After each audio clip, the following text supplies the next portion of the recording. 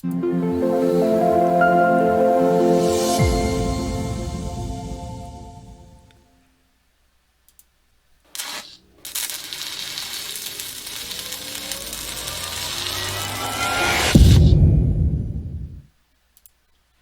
everybody. This is Justin Case of American Newscape. Join our friend and media personality Jerry Maldonado back for another attempt at another installment of American Mentoring. Hello, Jerry.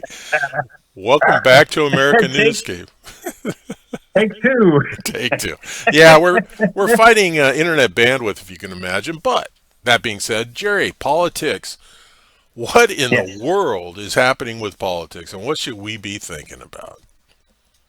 How the hell do I remember what we were just talking about? I don't know, but I think But, it was riveting. I'm sure. indeed, it's scary, man. But at the same time, in the beginning of the last segment, I was doing this.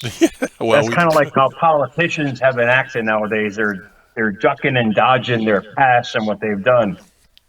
I've taken a complete different approach to this, and maybe people can relate. I've always voted on the seeds instead of the person. Tell me one politician that's a saint, man. You know him personally. I know some personally. You've worked on campaigns. I've worked on campaigns, both sides of the aisle, mind you. But like I said, once you break down, and hopefully voters will get this, because now, as to my left, and that would be your right, is Fox News, and they're showing all the different personalities of the politicians and the Michigan primaries. It's the policies that matter, Meatball. I said it's the economy, stupid. It's about what these guys or girls present. To me, in my opinion, that is most important in my voting. Well, you're right, Jerry. Sadly, politics has become an industry. If I run for a big office, I can raise a lot of money and I can pay my friends and take care of my old business associates, pay a bunch of old business debts kind of under the table. So you wonder why these people are hanging on with no chance. You wonder why our current president ran so many times, because he could raise a lot of money. He could get a lot of contacts. He could put a lot of money in the bank for future They campaigns. get to keep that. They Well, get to keep that. not really. What they can do is, if, let's say I was running for president and I had $10 million left in my political funds, I could direct those to another campaign. So you might be giving to your pet congressman, but actually, you're donating to some senator in Alaska. Funded by the taxpayer. Well, funded by the people that were not Yeah, taxpayers. told the whole truth. Yeah, imagine before you donate, you see a disclosure on where this money's going. They'd be broke in a week. They really would, because people would understand. I worked media for a congressional race here in the second district many moons ago, and when I realized what politics was when doors were closed, I was out within 2 weeks. I was done. I was like, I'm good. I can't. I can't do this. I can't. Even out of how many feathers it would have put in my hat, I pulled out of there and ran. I said, no. I said, I can't do this. Not that politicians, don't get me wrong. It's a business. You're right. Indeed. It's a business. It's just a business I don't want to get involved in. I want to get involved in not the person, but whoever I'm voting for, the policies that they ring out that'll benefit the people, myself included. No, absolutely. And it's not just what they talk, it's what they have implemented in their careers. You Yeah. want It's a resume. They're applying for a job. it's they'll say anything. Well, I shouldn't. That's not a fair statement.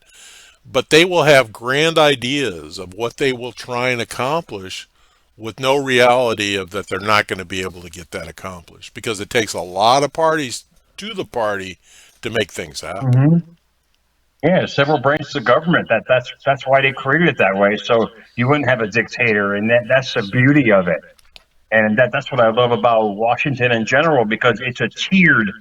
It's like starting with the small management and working your way up to middle management and up to corporate management. I love that aspect of it, because it's got to go through a rigorous set of rules to get and turned into law. The problem is there's a lot of friends down there, and they all kind of work together. Yeah, I get it. That's why it's so important to base your vote on the person's policies and what they've created in the past, not who they are as a person. Because that past is their principles, it's their core belief system. There we go. It's a motivational, inspirational thing. But you can define a person's character by their resume of the past. Yeah, exactly. I I see Washington as an entirely different arena than you do, Jerry. Yeah. And I'll apologize. I'll apologize to the people that this may offend because they don't deserve to be associated with what goes on in Washington. But to me, it is more or less a cat house with different tiers of prostitution going on. So I don't mean to Well, offend. I don't mean to offend prostitutes because they'll sell their no, soul to the um, devil. They'll take I would millions of stop that. dollars as consulting fees to try and Oh, help. yeah. Look at the lobbyist or the lobby industry. My goodness, where did that get out of I hand? have, yes, I have people that I talk to who meet for, I mean, they're media people in on the Beltway, literally. And they contact me when they're losing it.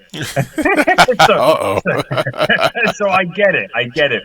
The philandering and the bribery, and it's just rampant. But the whole thing is that's how the Constitution was drafted. It was the same thing, just done in a more esoteric, proper way. Not in a bad way. They had to negotiate. Every state had to negotiate with other states, so they all conformed to create this document that is indeed the foundation of who we are as a country.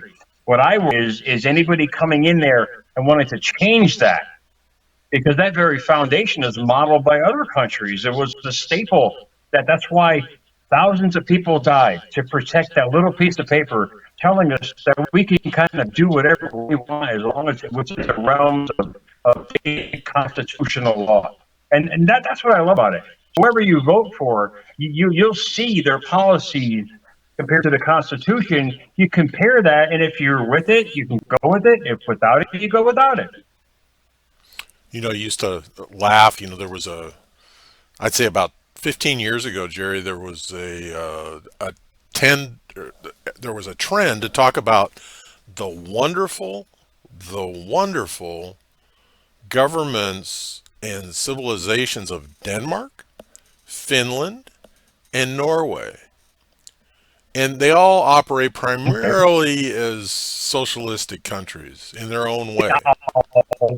Out Yeah. saying that, you know, I forgot what it was Churchill said, or other prime minister. Socialist is just great until the money runs out, man. Well, And that's from the people, and then basically the more the more they take. I get it, but some people like that. Some people are into that, and that's totally fine. That's what I love about this country. You have a choice, well, I know, but and whatever you believe in, do it. oh, I agree, but my point being is you can't compare the United States to these small countries that are green countries, but their primary industries are oil, offshore oil, and whaling. Yeah. No, I get it, and their GDP is maybe a third of ours. No, I get it. A Their third. 2 trillion is our 40 trillion. But like I said, it's a matter of choice, and I'm looking at the results now. They're popping up here and there. If people would look back on a person, this is how we all get our dream jobs. They look at what we've accomplished in the past. You look at a politician's accomplishments of the past, and you realize what they're going to bring to the table. That's going to start the infighting and the House and the Senate going at each other. Realize it's your vote that counts. Whatever you decide to vote for, whoever you decide to vote for, just vote on the policies and not the person. Don't make it personal. It's a reflection of a country, of their experience, that matters the most. Right, right.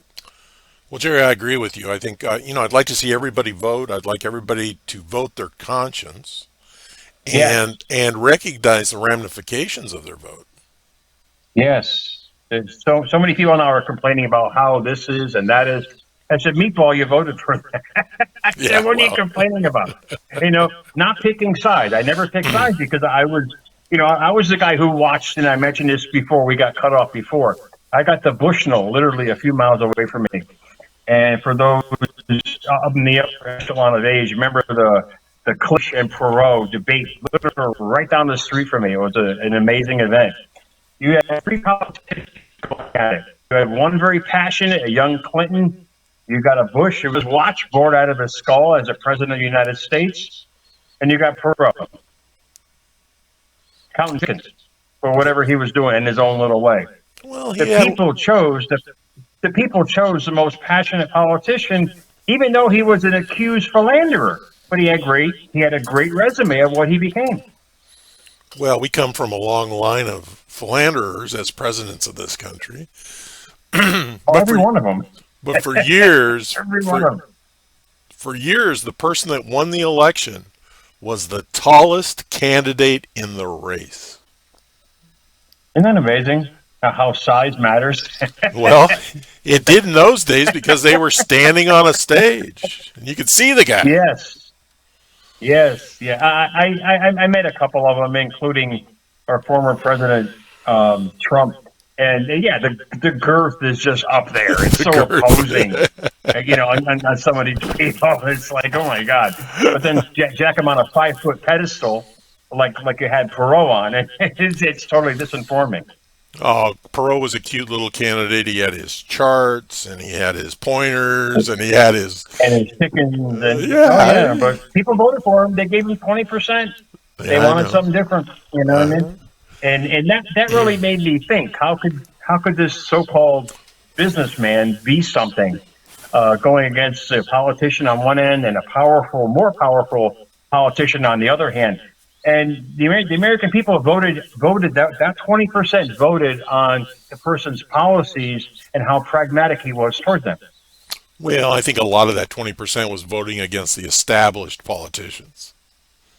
Yeah, true point. Indeed. They were fed up with it, as I was too. You know what I mean? At that time. Well, Jerry, we're not going anywhere with this, but I think you raised some good points.